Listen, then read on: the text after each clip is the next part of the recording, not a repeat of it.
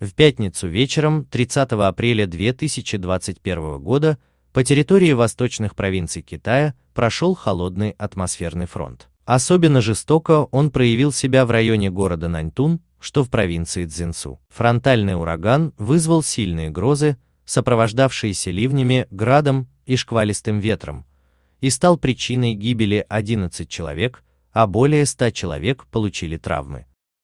По информации городских властей, в некоторых районах города выпал град диаметром от 1 до 3 сантиметров, а метеорологи зафиксировали скорость ветра ураганных значений от 38 до 45 метров в секунду.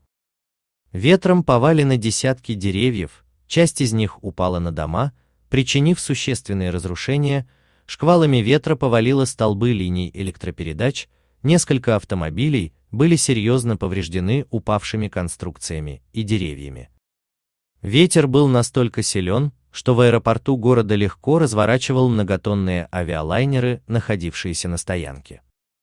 Из пострадавших районов было эвакуированы более 3000 человек. Экстренные службы продолжают заниматься ликвидацией последствий стихийного бедствия. В ряде районов уже удалось восстановить электроснабжение.